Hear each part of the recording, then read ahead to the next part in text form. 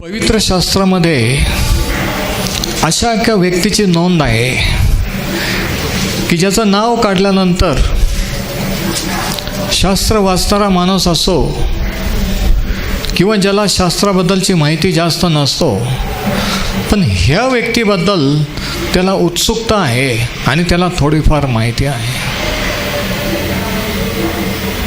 कारण ही व्यक्ती एक वादग्रस्त अशी व्यक्ती आहे. अनेकांच्या पुढे एक प्रश्नचिन्ह आहे की देवाचा माणूस असा असू शकतो का? आणि ती व्यक्ती आहे दुसरं तिसरं कोणी नसून शमशोन किंवा सॅमसन.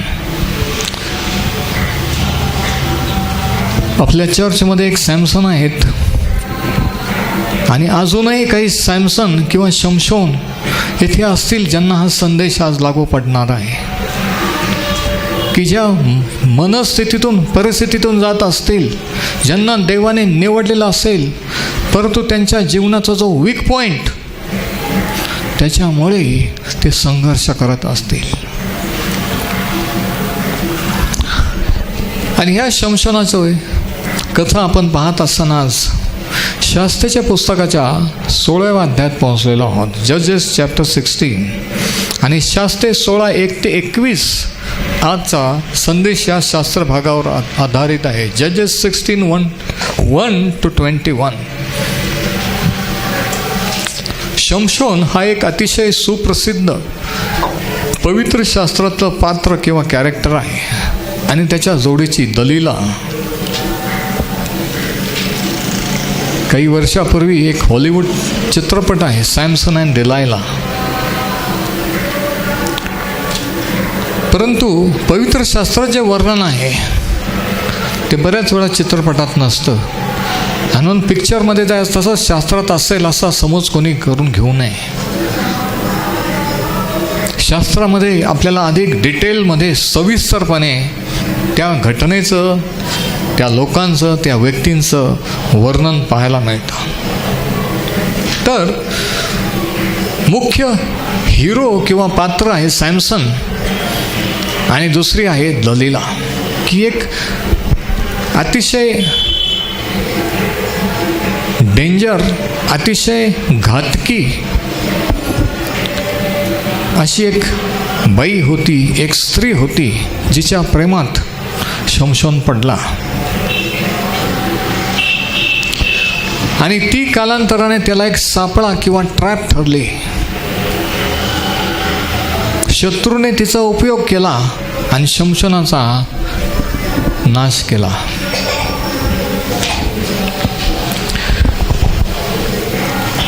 तिला खास शमशोनाचा नाश करण्यासाठी पाठवण्यात आलेलं होतं. आणि आपण वाचू ही गोष्ट. पहिल्या 16व्या अध्यायाच्या पहिले 4 वचन आपण पाहूया. मग शमशोन गज्जा येथे गेला. तेथे एक वेश्या त्याने पाहिली व तिच्यापाशी तो गेला.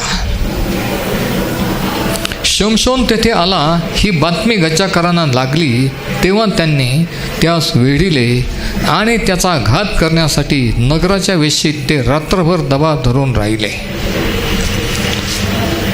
हे वचन वाचायला देखील लाज वाटते की एक देवाचा निवडलेला अभिषिक्त एक शास्ता वेश्येकडे गेलेला आहे. बघा, याच्यावरून हे समजतं की शास्त्रात देवाच्या वचनात कोणाचाही दोष, कोणाचाही पाप देव झाकत नाही. जसंच्या तसं आपल्या पुढे ठेवलेलं आहे. एखाद्याचं आत्मचरित्र, एखाद्याच्या जीवनावरचं पुस्तक लिहिलं तर त्यांच्याबद्दलच्या वाईट गोष्टी, त्यांच्या कमजोरी त्याच्यात नसतात. त्यांनी काय पराक्रम केले ते असतात.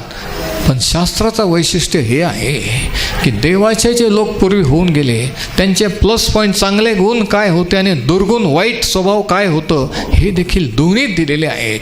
यासाठी की आपल्याला आपल्यातील वाईट स्वभाव, आपले कमतरता, आपल्या उणिवा कळाव्यात आणि आपण त्याच्यावर विजयी व्हावं.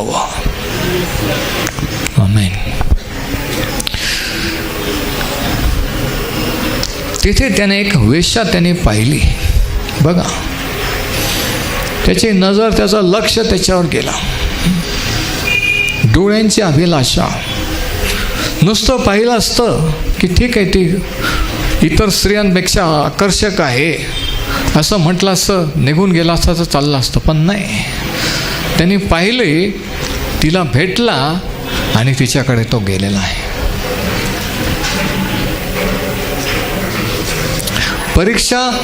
परीक्षेत पडणं हे पाप नाही. प्रभू येशूची परीक्षा झाली, परंतु त्याने त्या परीक्षेवर विजय मिळवला. Temptation is not sin. Jesus was tempted. मोहात पडणं पाप नाही आहे, पण मोहाला बळी पडणं, त्याच्या आहारी जाणं हे पाप आहे. त्याने नुसतं पाहिलं नाही तर आणखी एक स्टेप उचलली, तिच्याकडे तो गेला. बघा कशा प्रकारचा व्यक्ती होता शमशोन. कशा प्रकारचे व्यक्ती, कशा प्रकारचे लोक शास्त्रात लिहिलेले आहेत की ज्यांचा देवाने उपयोग केला.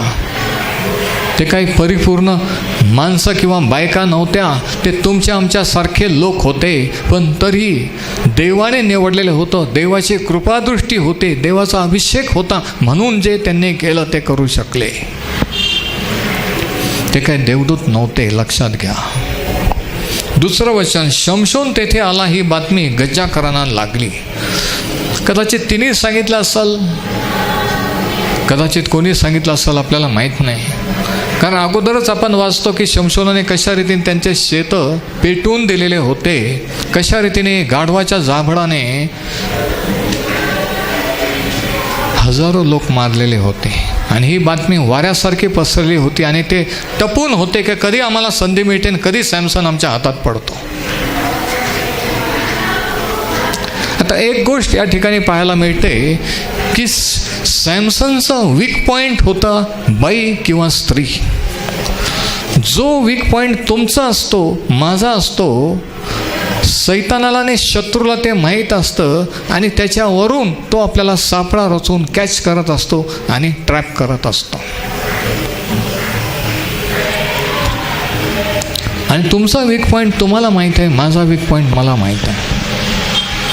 पण आपण असं दाखवतो की मी खूप स्ट्रॉंग आहे, माझ्यामध्ये काही वीक पॉईंट नाही आहे, काही उणिवा नाही आहे. Praise the Lord. पण तसं नाही आहे. तुम्हालाही माहीत आहे, मलाही माहीत आहे.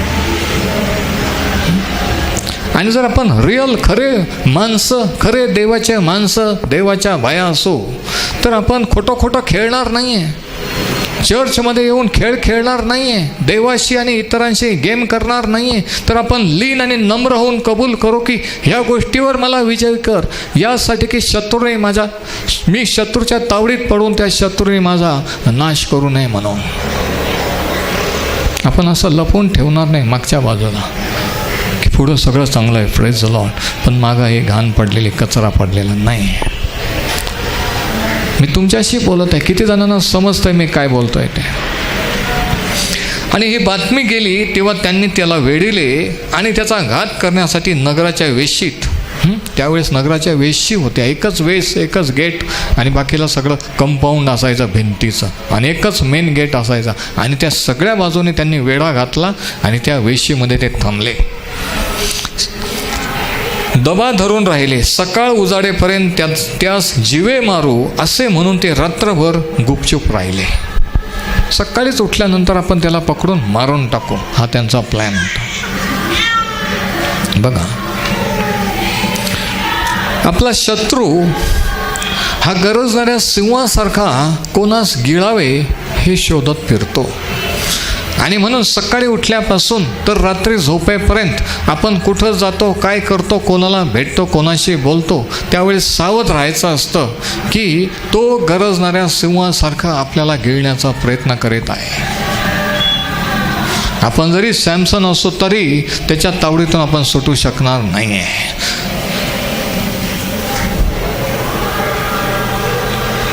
कोणीतरी दलीला त्याने नेमलेली असते,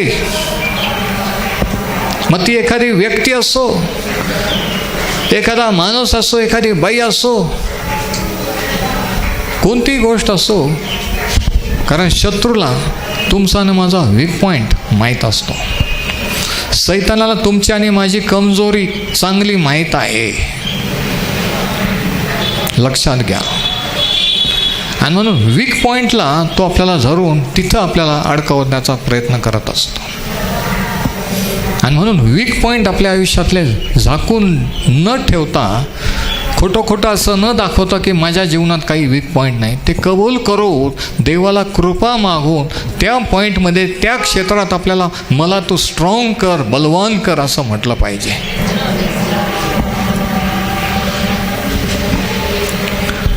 आणि काय झालं बघा, 3रं वचन, इकडे शमशोन मध्यरात्रीपर्यंत पडून राहिला ह्या वेश्येकडे. आता बघा, मध्यरात्रीपर्यंत पडून राहिला व मध्यरात्री उठून त्याने नगराच्या वेशींची कवाडे आणि दोन्ही दारभायाही धरून अडसरासहित उखडून खांद्यावर घेऊन हेब्रोना समोरील डोंगराच्या शिखरावर नेली. काय झालं इकडे बघा. मध्यरात्रीच्या वेळेस कदाचित देवाने स्वप्नातून दाखवलं असेल, सुचवलं असेल, आणि अचानक त्याला जाग आली. तो उठून बाहेर गेला. त्या वेशीत, त्या गेटवर ते सोल्जर, ते शत्रू गार झोपलेले होते. ते कड्या लावून बंद करू त्याने ते दरवाजे उखडून, देवाच्या सामर्थ्याने उखडून खांद्यावर घेतले आणि तो हेब्रोन पर्वत चढून गेला. किती विशेष आहे नाही का. दरवाजे उघडायला कोण, दरवाजेच तोडून खांद्यावर घेऊन गेला आणि हे लोक झोपलेले. ही काही सिरियलची स्टोरी नाही आहे. जरा तुमच्या शास्त्रात बघा, जरा घरी जाऊन TV बंद करून वाचा की प्रभू हे तुझं वचन आहे, ह्या वचनाने माझ्याशी बोल.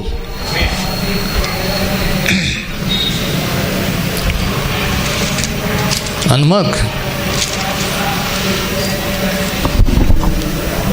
काय झालं बघा. नंतर सोरेक खोऱ्यातील दलीला नावाच्या एका स्त्रीवर त्याचे मन बसले.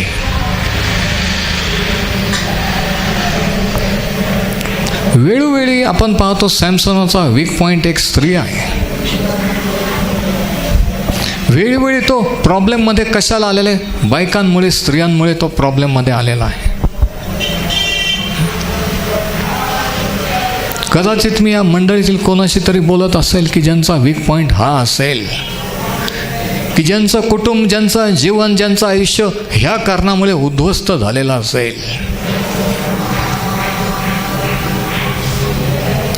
अगोदर लिहिलेलं आहे की त्यांनी एक स्त्री पाहिली, गज्जा येथे पाहिली, ती आकर्षक सुंदर दिसली आणि तो तिच्याकडे गेला. प्रेम केलं नाही. पण या ठिकाणी काय लिहिले बघा, 4थ्या वचनात, त्याने सोरेक खोऱ्यातील दलीला नावाची एका स्त्रीवर त्याचे मन बसले. म्हणजे तो प्रेमात पडला. ही फेल इन लव्ह. नुसतंच पाहिलं नाही, पाहिलं आणि त्याचं खरंच तिच्यावर मन बसलं. किती अफेअर शमशोनाच्या जीवनात होते नाही का. ज्यांना वाटत असेल की मी तर येशू ख्रिस्ताच्या रक्ताने धुतलेला आहे, माझ्या पापांची क्षमा झालेली आहे, मग आता मी किती अफेअर केले आणि किती अनैतिक संबंध ठेवले तरी काही हरकत नाही, कारण आत्म्याने मी स्वर्गात जाईन, असं जर कोणाचा गैरसमज असेल तर त्यांनी हा संदेश नीट ऐका. तसं जर तुम्हाला वाटत असेल की मी जरी बाप्तिस्मा घेतला, मी जरी देवाकडे वळलो, माझं तारण झालं, मग आता मी कसंही जगू शकतो, मी परत दारू पिऊ शकतो, मी परत संबंध ठेवू शकतो, मी काही करू शकतो. देवाला माहीत आहे माझा वीक पॉईंट. तो गळ, तो ट्रॅप आहे, तो सापळा आहे. एक दिवशी तोच वीक पॉईंट तुमचा घात करेल, जसा शमशोनाचा केला. आणि म्हणून शमशोनाचा एंड, शेवट कसा झाला, प्रत्येक देवाच्या माणसाचा, प्रत्येक विश्वासाचा एंड किंवा शेवट कसा होतो हे महत्त्वाचं आहे. आज काय चाललेलं हे नाही आहे, पण शेवटपर्यंत जो टिकतो तो धन्य.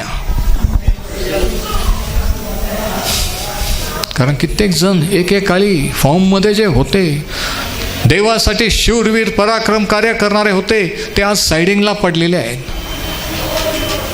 अनैतिक संबंधामुळे, भ्रष्टाचारामुळे त्यांचं कुटुंब, वैयक्तिक जीवन उद्ध्वस्त झालेलं आहे.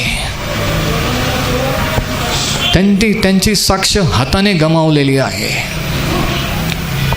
आणि म्हणून शमशोन हा आजही आपल्या प्रत्येकाशी बोलणारा आहे.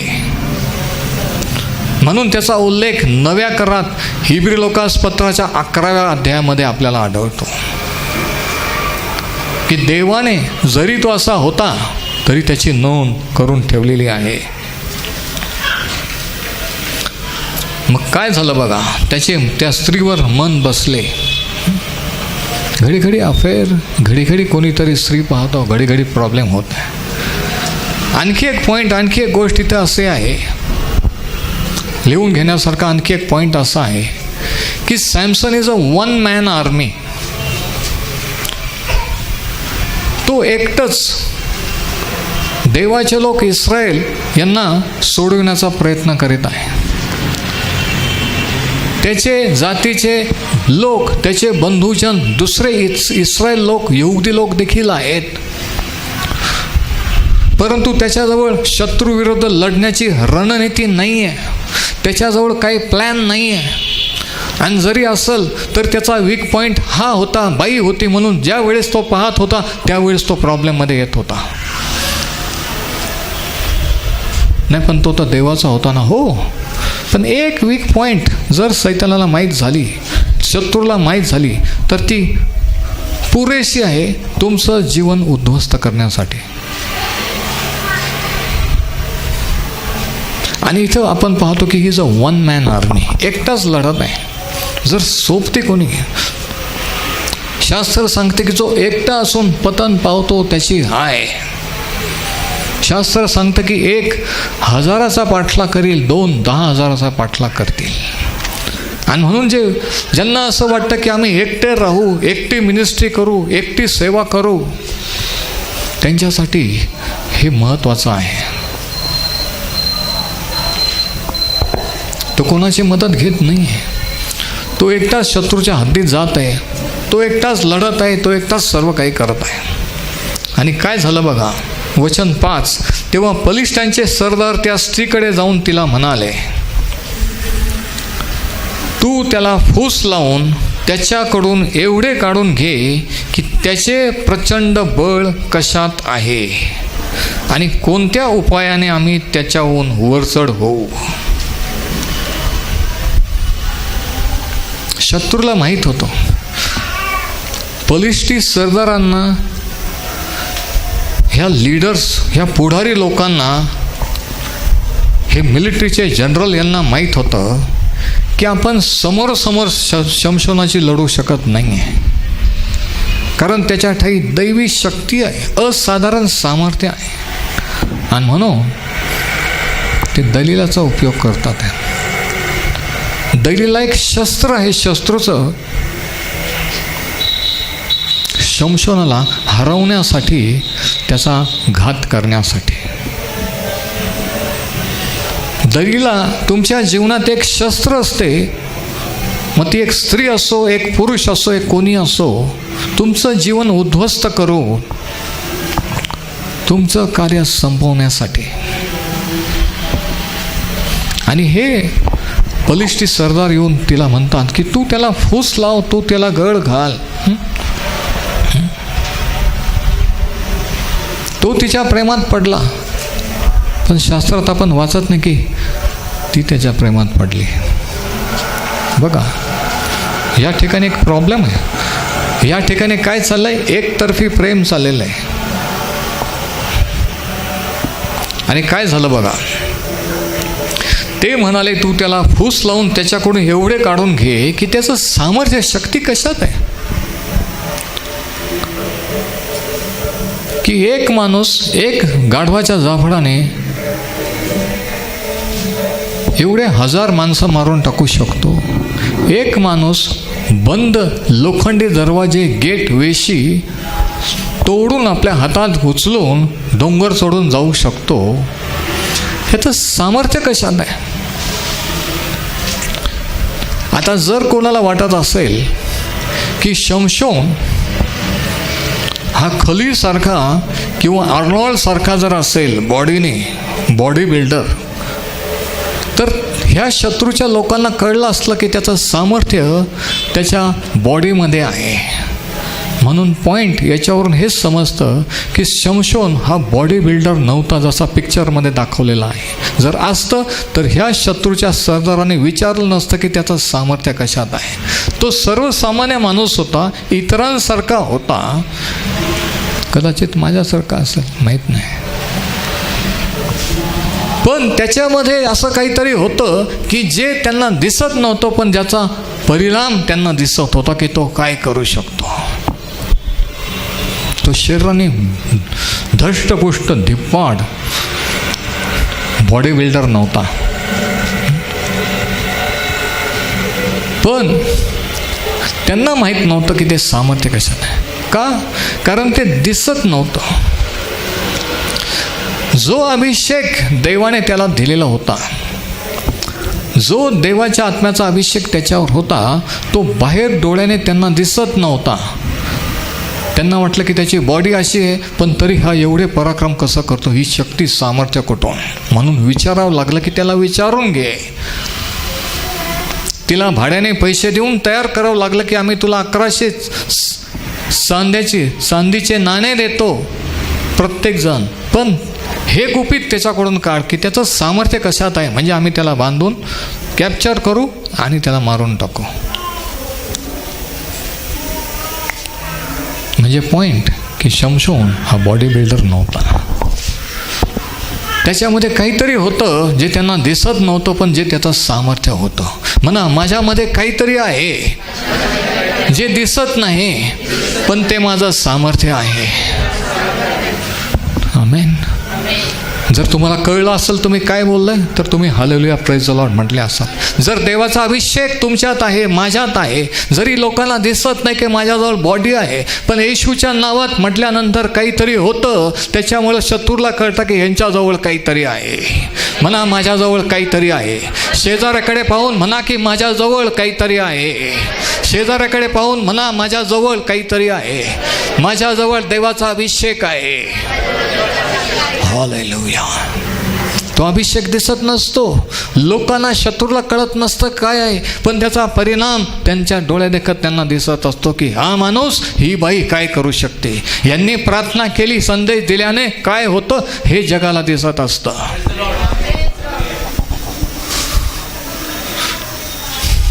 आणि म्हणून त्यांनी एक बाई भाड्याने खरेदी केली,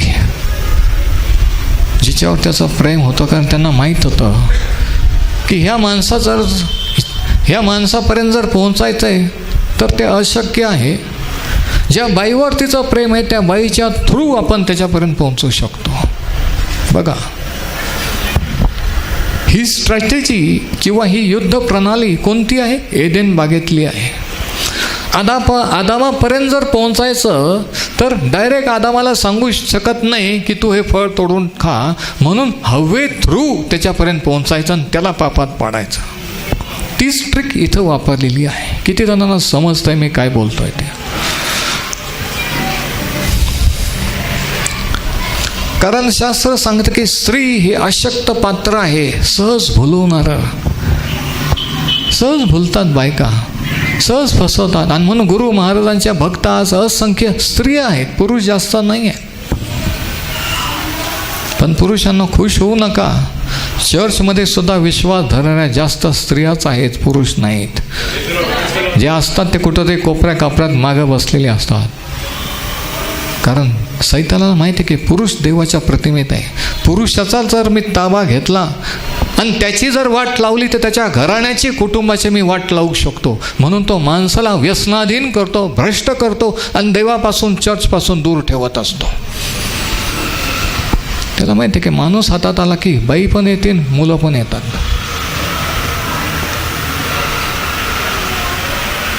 या ठिकाणी तेच चाललेलं आहे. आणि ते काय म्हणतात तिला, त्याचं प्रचंड बळ कशात आहे ते आम्हाला सांग, व कोणत्या उपायाने आम्ही त्याला वरचढ होऊ व त्याच्या मुसक्या बांधून त्याला जेर करू. आम्ही तुला प्रत्येकी 1100 रुपये जे म्हटलेलं आहे त्या ठिकाणी शब्द आहे चांदीचे नाणे, कारण त्यावेळेस भारतीय रुपये नव्हते. 1100 चांदीचे नाणे आम्ही प्रत्येकजण तुला देऊ, पण त्याचं रहस्य तू आम्हाला सांग. किती महत्त्वाचा होता. शत्रू शमशोनाच्या मागं होते कारण शमशोन देवाचा निवडलेला होता.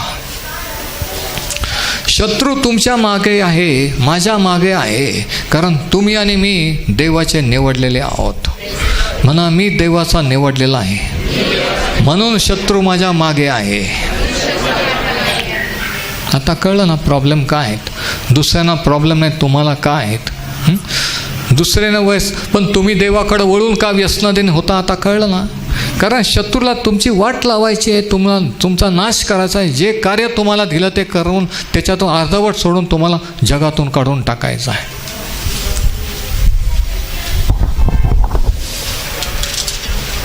बघा, शमशोन कोणीतरी आहे हे शत्रूला माहीत होतं, म्हणून एवढी मोठी किंमत मोजायला. प्रत्येक जण मी 1100 तोळे चांदीचे नाणे देऊ, पण एकच गोष्ट आम्हाला सांग. कारण तो एक जण आमच्या दृष्टीने महत्त्वाचा आहे. एक जण देवाच्या दृष्टीने, एक जण शत्रूच्या दृष्टीने, एक जण सैतानाच्या दृष्टीने किती महत्त्वाचा असतो बघा.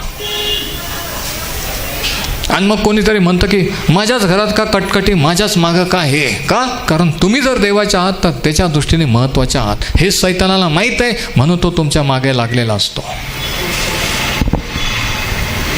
म्हणून तुम्हालाच प्रॉब्लेम असतात. दुसऱ्यांना का नाही. कारण दुसऱ्यांचं तेवढं समर्पण नाही आहे. दुसऱ्याने देवाला, येशू ख्रिस्ताला समर्पण केलेलं नाही आहे. ते देवाचं नाही आहे, तुम्ही देवाचे आहात, म्हणून सैतान मागे लागलेला आहे.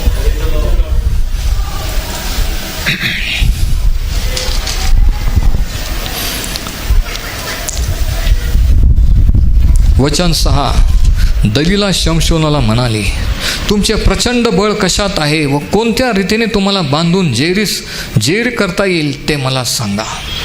आता दलीलाचं काम सुरू झालेलं आहे. त्याचं प्रेम तिच्यावर आहे, तिचं खरं प्रेम नाही आहे. ती शत्रूशी मिळालेली आहे. ती आता एक मोठा गेम करणार आहे. शमशोन तिला म्हणाला, सुकवलेल्या नाहीत अशा 7 ताज्या फोकांनी मला बांधून टाकले तर मी बलहीन होऊन इतर माणसांसारखा होईन. शमशोन तिला सांगतो. आणि काय होतं मग. सुकवलेले नाहीत असे 7 ताजे फोक घेऊन बलिष्ठांचे सरदार तिच्याकडे आले आणि तिने शमशोनाला त्या फोकाने बांधले. बघा, खरं प्रेम आहे का तिचं. त्याला वाटलं की त्याचं मन तिच्यावर बसले, तो काहीही करायला तयार झालेला आहे. पण अजून एवढी जवळीक, एवढी ओळख नाही आहे म्हणून तो खरं सांगत नाही आहे. पण ती फ्रेंडशिप, ते संबंध सुरू झालेले आहेत. बघा, टप्प्याटप्प्याने चांगले चांगले माणसं, देवाचे माणसं कसे वेडे होतात आणि कसं फसले जातात आणि जगाला हसू होतात, हे या ठिकाणी बघा.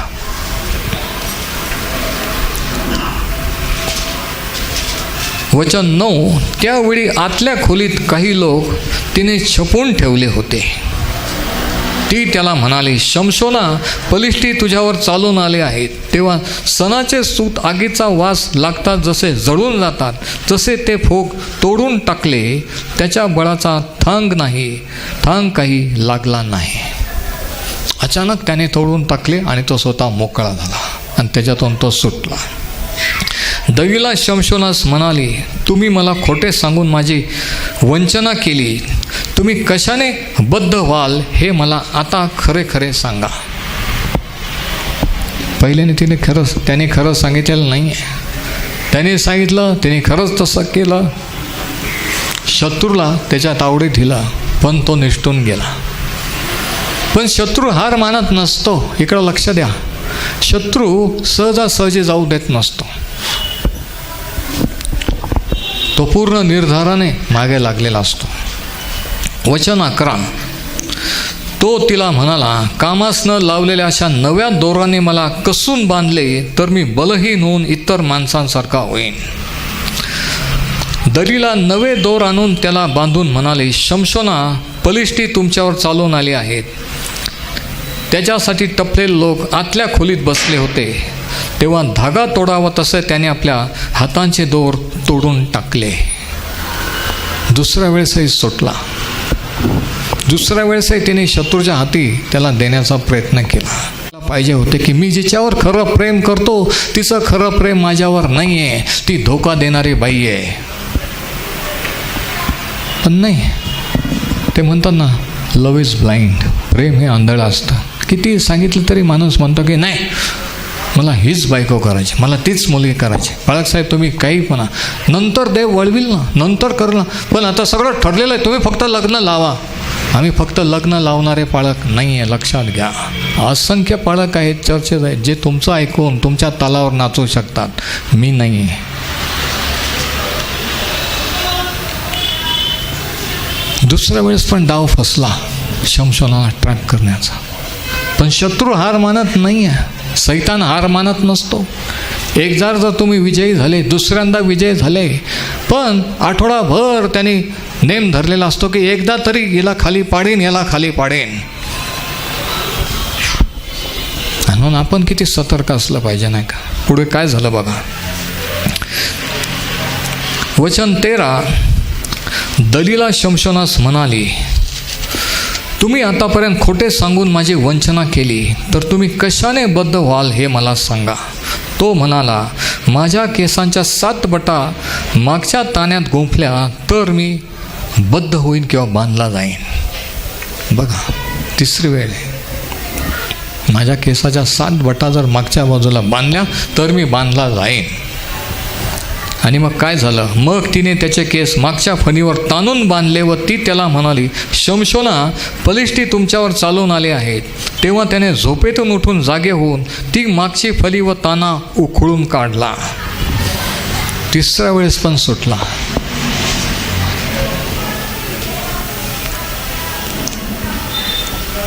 पहिल्यांदा सुटला, दुसऱ्यांदा सुटला, तिसऱ्यांदा सुटला, है ना, बच गया साला. पण नेहमीच वाचू शकत नाही आहे. तुम्ही एकदा सुटले, दुसरा सुटले म्हणजे कायमचंच तुम्ही पापात राहून म्हणू शकत नाही की देवाने काय केलं. हे बघा, मी येऊन होली कम्युनियन घेऊ शकतो, मी पण प्रेज द लॉर्ड करून देवाच्या राज्यात सैतानासारखं मी पण देवाच्या लोकांमध्ये येऊन, आणि कोणीच मला ओळखू शकत नाही मी खरा आहे का डुप्लिकेट आहे काय. नाही, शास्त्र सांगतं की फसू नका, तुमचं पाप तुम्हाला धरून देईल.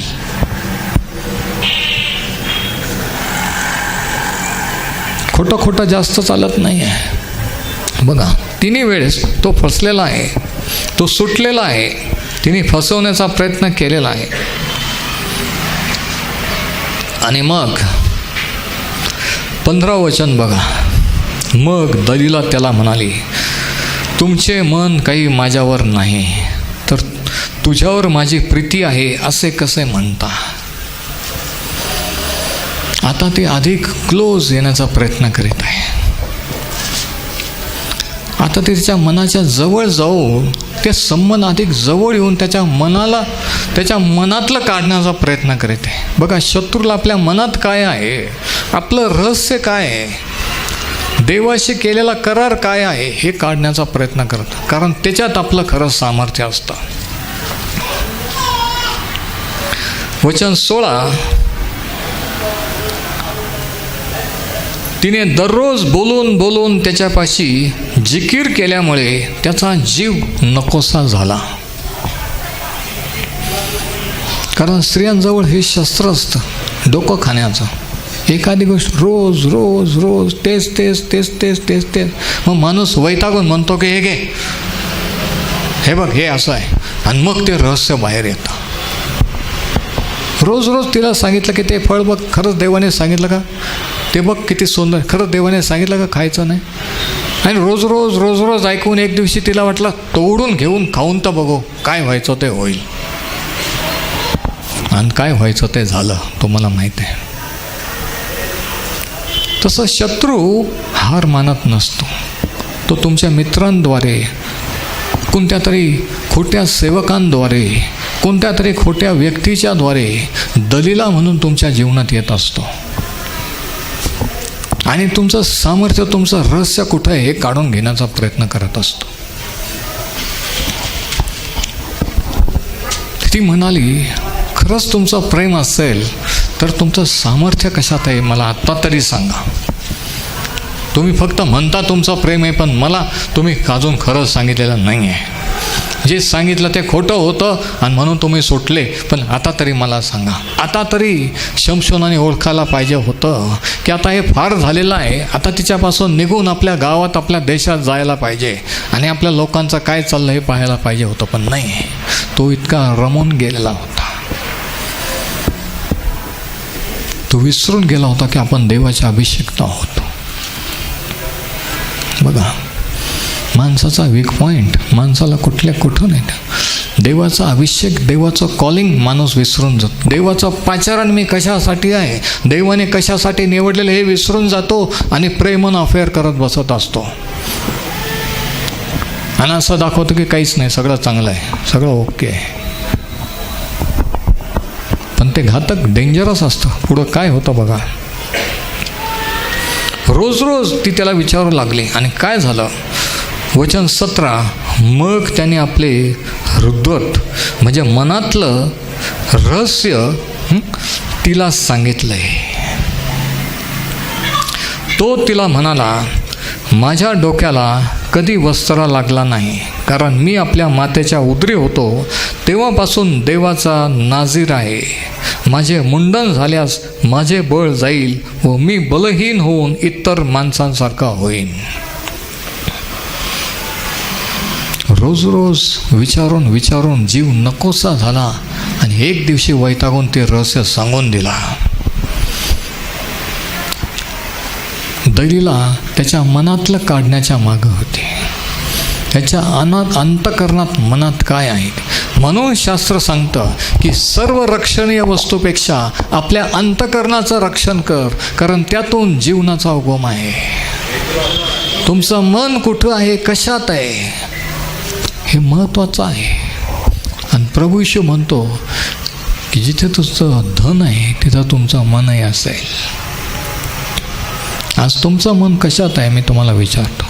सांसारिक गोष्टीत, जगी गोष्टीत, लेकरबाळात, नातवंडात, एंटरटेनमेंटमध्ये, पापामध्ये, भ्रष्टतेमध्ये तुम्हाला आनंद वाटतोय? कशामध्ये? चर्च सर्व्हिस, चर्च लाईन एक वरवर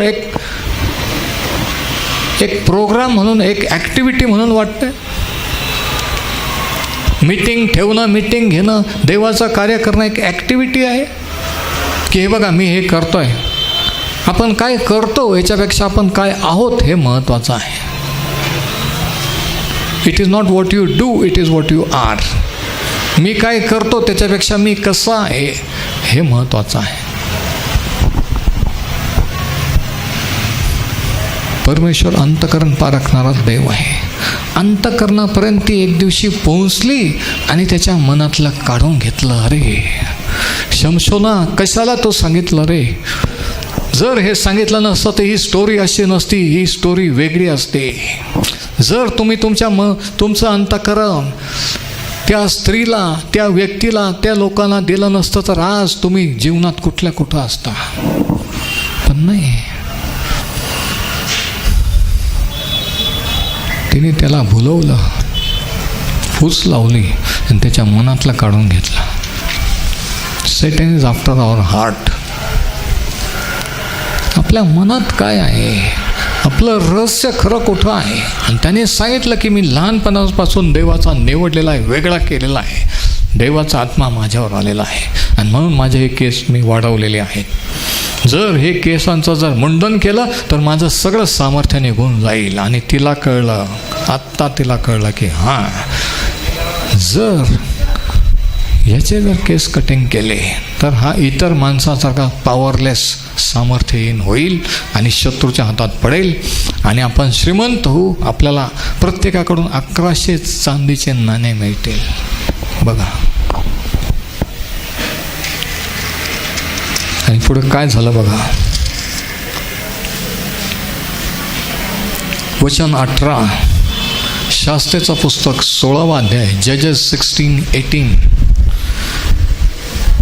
त्याने आपले सारे हृद्वत किंवा रहस्य सांगितले. हे पाहून दलीलेने बलिष्ठांच्या सरदारांना बोलावून पाठविले व कळविले की एवढीच एक वेळ द्या कारण ते पण 3 वेळेस येऊन गेलेले होते आणि तो काही त्यांच्या हाती लागलेला नव्हता. आणि तिने विनंती केली की फक्त आता एका वेळेस, आता खरंच मला रहस्य कळलेलं आहे, फक्त एकदा तुम्ही या आणि मी त्याला तुमच्या हाती देते. बघा, एवढेच एक वेळ या, त्याने आपले सारे वृत्तांत मला सांगितले आहे. तेव्हा बलिष्ठांचे सरदार हाती दाम घेऊन तिच्याकडे आले. तिने शमशोनाला आपल्या मांडीवर निजवले आणि एक मनुष्य जवळ बोलावून त्याच्या डोक्याच्या 7 बटा मुंडविल्या. ती त्याला त्रासवू लागली व तो अगदी निर्बळ झाला. बघा, आता ह्या ठिकाणी आपण हे पाहतो, 3 गोष्टी दलीलाने केलेल्या आहेत, ज्या प्रत्येक पत्नीला पतीबद्दल करणे आवश्यक आहे. 3 things which Delilah did for Samson, which every wife needs to know. प्रत्येक पत्नीला हे माहीत पाहिजे. पहिली गोष्टीने काय केली? शास्त्रात दिले की ती त्याच्याशी बोलली, संवाद रोज त्याच्याशी बोलू लागली. किती पत्नी असे आहेत की फक्त कामापुरतंच एकमेकांशी बोलतात. किती नवरा बायको असे आहेत की एकमेकांशी काही कामाशिवाय बोलतच नाहीत. काही सांगायचं असलं एकमेकांना तर पोरांच्या थ्रू सांगतात. मी जे पाहिलंय ते मी तुम्हाला सांगतोय. म्हणून पहिली गोष्ट, first thing is the communication, संपर्क, सुसंवाद. एकमेकांशी बोलू शकत नाही, एकमेकांच्या डोळ्यात डोळा घालून पाहू शकत नाही, एकमेकांना जर सहन करू शकत नाही तर काहीच नाही. एकमेकांना घेऊन जर एकत्र येऊन प्रार्थना करू शकत नाही तर खरी देवाचे समर्पित नाही, खरं समर्पण नाही आहे. येशू ख्रिस्ताच्या क्षमेचा, देवाच्या क्षमेचा अनुभव आलेला नाही. पण तुम्हाला माहीत नाही ते कसे. आम्ही एकत्र नाही प्रार्थना करू शकत. तुम्ही समजत का नाही? आम्ही नाही करू शकत, आम्ही एकत्र नाही बसू शकत. का बरं? का बरं? नसल तर पश्चाताप करा आणि तोपर्यंत चर्चला येऊ नका. तोपर्यंत म्हणू नका की देवाने हे केलं ते केलं, माझ्यासाठी प्रार्थना करा. आधी देवाशी संबंध नीट करा, मग एकमेकांशी संबंध नीट होतील. मग एकमेकांकडे पाहू शकाल आणि एकमेकांशी बोलू शकाल. म्हणून द फर्स्ट थिंग, पहिली गोष्ट ही आहे की शी टॉक टू हिम. माणसांना आवडतं की बायकाने त्यांच्याशी बोलावं, नाही का हर्षल? पण काय होतं माहिती आहे का, बरेच वेळ जेव्हा ते बोलत असतात, आपण टी व्ही पाहत असतो, पेपर वाचत असतो, आपण कुठंतरी पाहत असतो, म्हणतो हां बोल, आणि ती म्हणते ऐकलं का? हो ऐकलं का? आणि ते दुसरीकडे पाहत असतं. आणि मग कोणीतरी माणूस, पुरुष म्हणतो, नवरा म्हणतो की बोलतच नाही. माणसांना बोललेलं आवडतं, पण ते बोलणं, सुसंवाद, कम्युनिकेशन जर नसेल तर प्रॉब्लेम तिथून सुरू होतात, दुरावा तिथून निर्माण व्हायला लागतो. आणि म्हणून communication in marriage is important.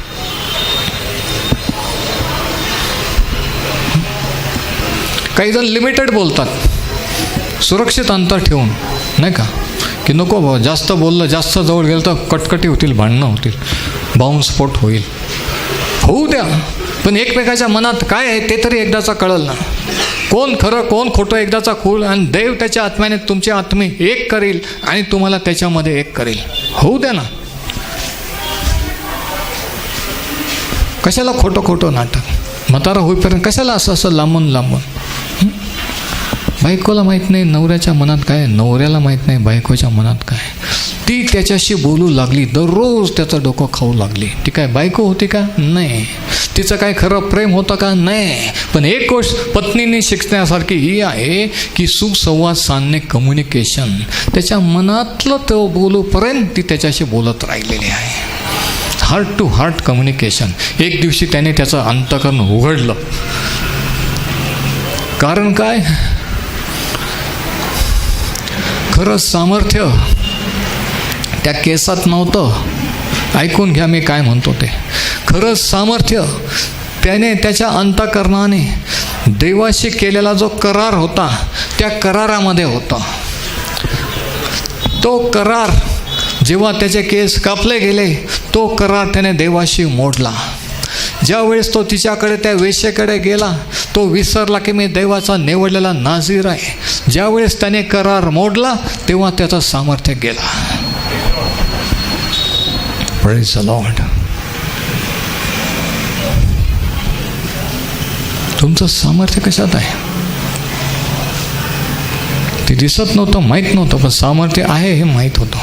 शत्रूला ते काढून घ्यायचं असतं, लोकांना ते काढून घ्यायचं असतं की आम्हाला पण तेवढाच पगार, आम्ही पण त्याच घरात, आम्हाला पण आम्ही पण हे करतो. पण कसं काय बरं तुम्हाला कधी कोणाला मागावं? कसं काय बरं तुम्ही कधी आजारी पडत? कसं काय बरं साथ आल्यावर तुम्ही जसे तसे राहतात? तुमचं सामर्थ्य कशात आहे? काय खाता तुम्ही? कोणत्या देवाचा करता?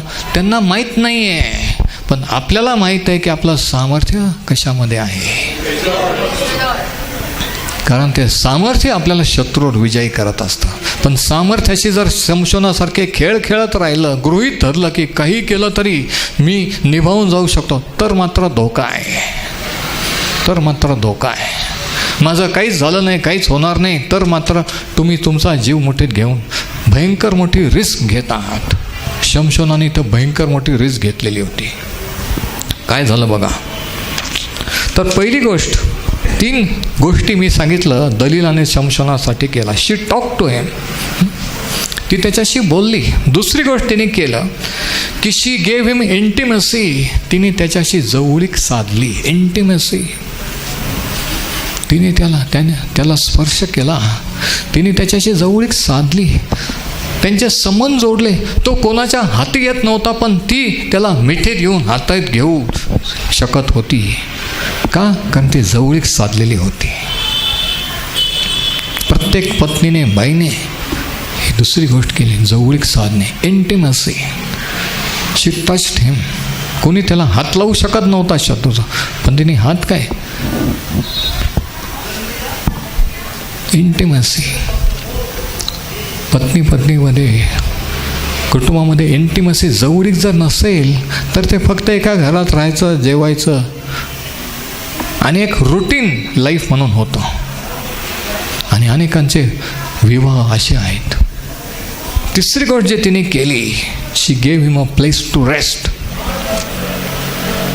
त्याला झोप लागल्यावर काय केलं? तिने त्याचं डोकं आपल्या मांडीवर ठेवलं. त्याला एक ठिकाण डोकं ठेवायचं दिलं. ते ठिकाण होतं दलीलाची मांडी. अरे बापरे, शत्रूकडची बाई आणि देवाचा माणूस आणि तिच्या मांडीवर काय चाललेलं आहे ते? कोण माझा संदेश ऐकत आहे? ज्यावेळेस तुम्ही जेरीज झालेला असता, तिने बोलून त्याला वैताग दिला आणि शेवटी त्याने सांगून टाकलं. ज्यावेळेस तुम्ही वैतागलेला असता, त्यावेळेस तुम्ही कोणाला फोन करता, ज्यावेळेस तुम्हाला वाटतं की कोणाशी तरी जवळीक साधायला पाहिजे, माझी बायको माझ्याशी एवढी जवळ नाही आहे, माझा पती, माझा नवरा इतका जवळ नाही आहे, त्यावेळेस सैतान कोणीतरी दलीला, कोणीतरी शमशोन तुम्हाला आठवतो. आणि मग आपण त्यांना फोन करतो, मेसेज पाठवतो. आणि अशा रीतीने जे घरात मिळालं नाही, जे मिळालं नाही, बघा या ठिकाणी काय चाललेलं आहे. शमशोनाचं पहिलं लग्न मोडलेलं आहे. रागारागाने त्याने त्याची बायको, त्याच्या वडिलांना सगळं घर जाळून टाकलेलं आहे. ते लोक मारून टाकले, शेतं जाळून टाकले. जे मिळालं नाही, सैतानाला माहीत आहे. सोनाने ब्रदर इकडे लक्ष द्या. सैतानाला माहीत आहे की जे तुम्हाला मिळालं नाही, तुम्हाला काय पाहिजे आहे ते तो तुम्हाला अन्य मार्गाने देईल. की हेच तुला पाहिजे होतं ना, मी देतो. ह्याच्यासाठीच तू एवढे उपास प्रार्थना करत होता ना, तुला देवाने दिलेलं ना, मी तुला देऊ शकतो, मला नमन कर. शत्रूला त्याचा वीक पॉईंट माहीत होता. शमशोनाला जे पाहिजे होतं एक सुखी संसार, एक प्रेम करणारी बायको, आणि म्हणून तो घडी कोणाकडे तरी जात होता. घडी माणसं अशांचा का नादी लागतात जे घरात पत्नीकडून मिळालं नाही, आणि सैतानाला माहीत असतं की हा वीक पॉईंट आहे, मग तो दुसरी दलीला पुढं करतो. आणि मग सुरू होतात अनैतिक संबंध. आणि मग एक दिवशी मर्डर, एक दिवशी सुटपत्र वगैरे वगैरे.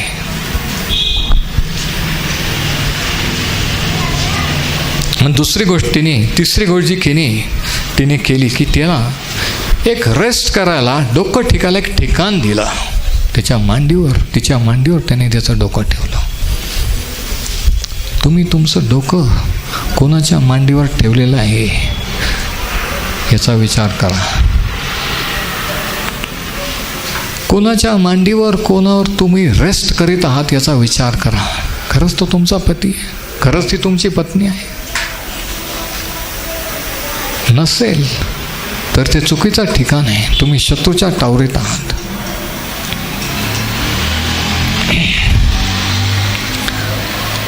शमशोन हा एक शास्त्र आहे, एक लीडर आहे, देवाचा निवडलेला आहे. पण त्याचा वीक पॉईंट हा असल्यामुळे हे सगळं घडत चाललेलं आहे. पण तरी देवाने त्याला सोडलेला नाही आहे.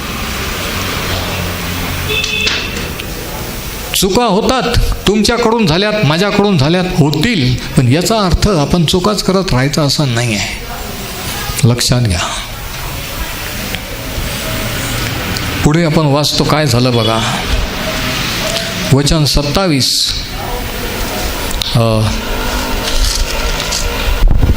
शास्त्रेचा 16वा अध्याय आणि वचन 20. ती त्याला म्हणाली, शमशोना, पलिष्ठी तुमच्यावर चालून आले आहेत. तेव्हा तो झोपेतून उठला व आपण पहिल्याप्रमाणेच अंग हलवून सुटून जाऊ असे त्याला वाटले. त्याला काय वाटले? नेहमीप्रमाणे मी सुटून जाईल. जसं तुम्हाला वाटतं, मला वाटतं की पहिल्याने काही झालं नाही, मी शत्रूपासून सुटलो, विजयी झालो. दुसऱ्याने मी पाप केला, काही झालं नाही. तिसऱ्याने काही झालं नाही, काहीच होत नाही आहे. पण या ठिकाणी काय झालं? इथं लिहिलेलं आहे, तो झोपेतून उठला व आपण पहिल्याप्रमाणेच अंग हलवून सुटून जाऊ असे त्याला वाटले. आणि आता ऐका, परमेश्वराने आपणाला सोडले आहे याची कल्पना त्याला नव्हती.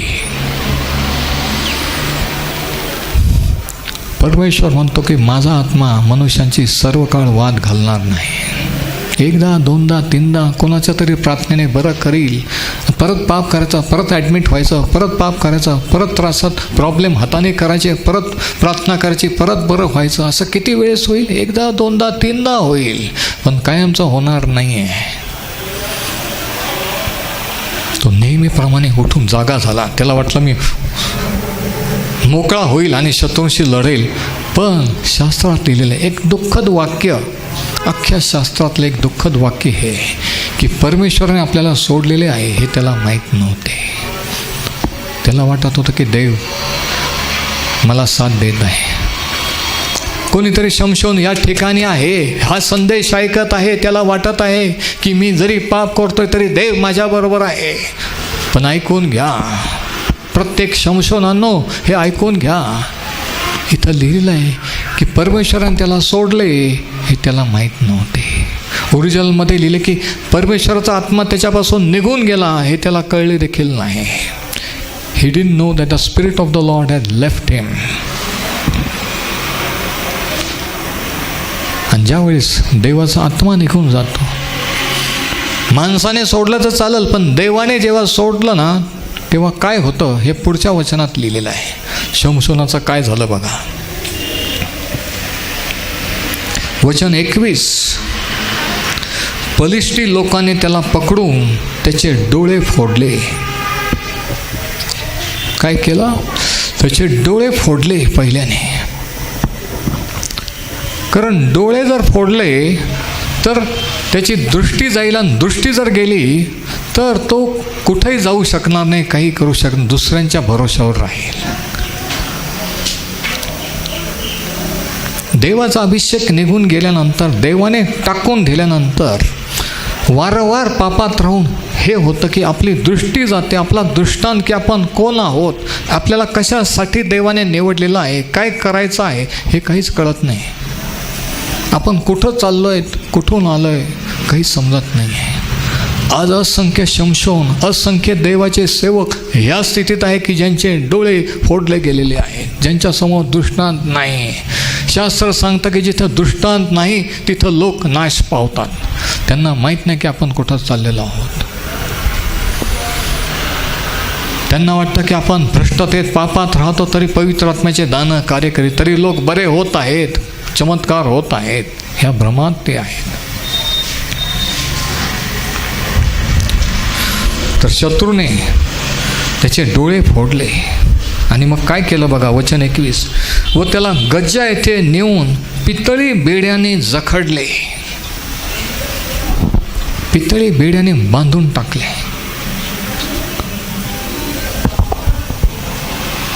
आता शमशोन पॉवरलेस झालेला आहे. आता तो शमशोन देवाचा माणूस शास्त्र राहिलेला नाही. आता तो सर्वसामान्य, आता तो शत्रूच्या तावडीत गेलेला आहे. आणि मग काय झालं बघा, तो कारागृहात धान्य दळू लागला. त्याला कारागृहात किंवा जेलमध्ये टाकलं आणि तो त्या ठिकाणी धान्य दळू लागलेला आहे. किती विशेष आहे का.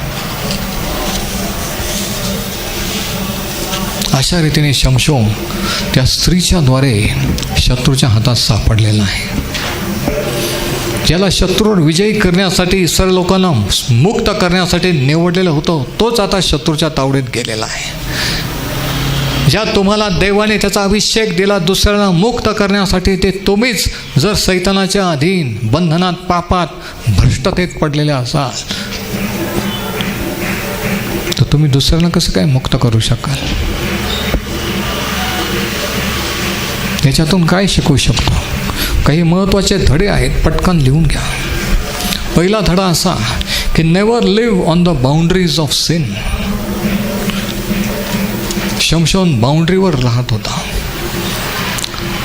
तो इस्रायलात राहण्यापेक्षा जास्त तो त्याला शत्रूच्या तावडीत, आणि तो कडेकडेला जसं राहत होता, घडी घडी तो शत्रूच्या हद्दीत जात होता, है ना. तुम्ही जर देवाच्या लोकांच्या संगतीत, देवाच्या वचनात संगतीत राहाल तर एवढं नाही, पण जेवढं तुम्ही बॉर्डरवर राहाल, देवापासून लांब, देवाच्या लोकांपासून, वचनापासून लांब, तेवढं तुम्ही शत्रूच्या बॉर्डरवर आहात, तेवढं तुम्हाला जास्त गोळ्या लागतील, तेवढा अधिक हल्ला होण्याचे धोका आहे. म्हणून विचार करा, आज तुम्ही बाउंड्रीवर राहत आहात का? बाउंड्रीवर जीवन जगत आहात का? कधी इकडं तर कधी तिकडं. कधी चर्चमध्ये आलं की देवाच्या लोकांसारखं बोलायचं, बाहेर गेला, रस्त्यावर गेलं की तसं बोलायचं. बाउंड्री डेंजरस असते. फसू नका. देवाचा उपवास व्हायचा नाही. माणूस जे पेरतो त्याचीच कापणी करेल. आज नाही, उद्या नाही, पण एक दिवशी नक्कीच करेल. दुसरा धडा, the second lesson, Samson fought his battles alone. He could have taken the help of his countrymen. शमशोनाने कधी, दुसरा धडा, त्याच्या लोकांची मदत घेतली नाही, त्याच्या लोकांच्या संगतीत राहिला नाही. नेहमी एकटा स्वच्छंदी, शौकीन, की मला देवाचा अभिषेक आहे, मी पण देवाचं कार्य मी पण करू शकतो, मला गरज नाही फेलोशिपची, चर्चची, संगतीची, मी पण. तो त्याच्या लढाई एकटा लढलेला आहे. आपण वाचत नाही कधी की त्यांनी दुसऱ्या इस्रायल लोकांना सांगितलं, काही सैन्य तयार केलं की आपण त्यांच्यावर हल्ला करून. नाही, तो एकटाच जातो, लढतो, एकटाच जातो, प्रॉब्लेम होतात, एकटाच प्रॉब्लेम निपटतोय, एकटाच तावडीत पडतो, एकटाच सुटतोय. तुम्ही जर एकटं राहत असाल तर ते डेंजरस आहे. Woe unto him who falls when he is alone. जो एकटा असून पतन पावतो त्याची हाय शास्त्र सांगतं. एकटं राहण्याची गरज नाही आहे. देवाने हे कुटुंब, देवाने तुम्हाला ख्रिस्तामध्ये बंधू भगिनी दिलेले आहेत, त्यांचा फायदा घ्या. तुमचा गर्व बाजूला ठेवून लीन आणि नम्र व्हा. कबूल करा की मला तुमची गरज आहे, मला तुमच्या प्रार्थनेची गरज आहे. मी एकटा त्याच्या मार्गात चालू शकत नाही. बंधूंनो, माझ्यासाठी प्रार्थना करा. हे जर पाऊलासारखा म्हणू शकतो तर तुम्ही आणि मी पाऊलापेक्षा कितीतरी कमी आहोत, नाही का? हे कबूल करा. एकटं राहण्याची गरज नाही. शमशोनाचा प्रॉब्लेम होता, तो एकटा लढत होता. आज तुम्ही एकटंच शमशोनासारखं लढत आहात का? कोणाला प्रॉब्लेम सांगायचं नाही, कोणाला कशाचे प्रेयर करायला सांगायचं नाही. त्यांना काय वाटेल, त्यांना माझ्या घरातलं कळलं, त्यांना माझ्या मनातलं कळलं, त्यांना माझे वीक पॉईंट कळतील. अरे जर कळले तर कळू द्या. शत्रूला कळण्यापेक्षा देवाच्या लोकांना कळू द्या ना. ते तरी तुम्हाला धैर्य देऊन तुमच्याबरोबर लढतील. शमशोना, तू एकटा का लढतो? कोणीतरी तुझ्याबरोबर येऊन तुला तरी साथ दिली असती, पण एकटा होता रे. आज तू कोण एकटं आहे? आज कोण एकटा त्यांच्या लढाया लढत आहे? कोणी नसल्यासारखं. देवाने तुम्हाला तुमचे दुसरे बंधू भगिनी दिलेले आहेत. चर्च देवाची मंडळी आहे. तिसरा धडा हा शरण गृहीत धरला. काही झालं तरी मी देवाचा निवडलेला आहे. मी काही जरी झालं तरी माझा नाश होणार नाही. मी काही जरी केलं तरी देवाचं कार्य माझ्या हातून, देवाची इच्छा असेल तर तो कार्य करून घेईल. नाही, कार्य करून घेईल, पण तुम्ही जर मूर्खपणान चुका करत गेल्या तर ते कार्य अर्धवट राहील. म्हणून तुमचं कॉलिंग, तुमचं पाचारण गृहीत धरू नका. हा तिसरा धडा. आणि चौथा धडा, fourth lesson, sin not only blinds, sin also binds. त्यांनी त्याचे डोळे फोडले, आंधळा केला. पाप आंधळं करतं, चौथा पॉईंट. आणि एवढंच नाही तर पितळाच्या बेड्याने बांधून टाकलं. पाप आंधळं करतं एवढंच नाही तर पाप बांधून टाकतं. Sin not only blinds, it also binds. हे महत्त्वाचे धडे आपण त्याच्याकडून शिकून या. तर अशा रीतीचा हा शमशोन शेवटी दलीलाच्या ट्रॅपमध्ये, सापळ्यामध्ये अडकलेला आहे. शत्रूचा विजय झालेला आहे. देवाचा माणूस शत्रूच्या तावडीत आलेला आहे. तो आंधळा झालेला आहे. त्याची शक्ती, सामर्थ्य निघून गेलेली आहे. आज कदाचित कोणीतरी ह्या अवस्थेत असेल की जे एकेकाळी त्याच्या अभिषेकात सामर्थ्यात होते, पण आज ते सामर्थ्य, तो अभिषेक राहिलेला नाही आहे. आज तुमचं ते प्रार्थनेचं जीवन राहिलेलं नाही आहे. आज तो आवेश राहिलेला नाही आहे. तुम्ही शत्रूच्या तावडीत, तुमचे डोळे फोडले गेलेले आहे. तुम्हाला तो दृष्टांत राहिलेला नाही आहे. तुम्हाला शास्त्र समजत नाही आहे, प्रार्थना करावीशी वाटत नाही आहे. अशा अवस्था त्याची झाली. पण पुढं काय लिहिलं माहीत आहे का? असं जरी झाली तरी देव त्याच्याबरोबर आहे. तो जरी देवापासून दूर गेला तरी देवाने त्याला सोडलेलं नाही आहे. अजून त्याच्याद्वारे कार्य बाकी आहे. पण जर त्याने ऐकलं असतं, जर त्याने स्वतःला आवरलं असतं तर ही वेळ आली नसती. यावेळेस आपण आपले डोळे बंद करूया आणि आपल्या स्वतःला विचारूया, त्या शमशोनाला दोष देण्याच्या अगोदर, की खरंच माझे डोळे शत्रूने फोडलेले आहेत का? माझ्या पुढे जे ध्येय, मी जे प्लॅन केलं, मी जे प्रार्थना केली, मी जे ठरवलेलं की देवाने माझ्या जीवनात, माझ्या कुटुंबात करताना मी पाहिल, तो दृष्टांत अजून आहे का निघून गेलेला आहे? त्यांनी त्याला बांधून टाकले. आज कोण बांधलेला आहे? व्यसनाने, पापाने जर बांधलेला असाल आणि खरंच मुक्त व्हायचं असेल तर त्याला म्हणा की प्रभू, मीच तो शमशोन आहे. मी शमशोनाप्रमाणे मी पाप केलेला आहे, चूक केलेली आहे, माझी क्षमा कर. तो क्षमा करणारा दैव आहे. कोण त्याचा धावा करणार आहे? कोणी म्हणणार आहे का की तू माझ्याशी बोललेला आहेस,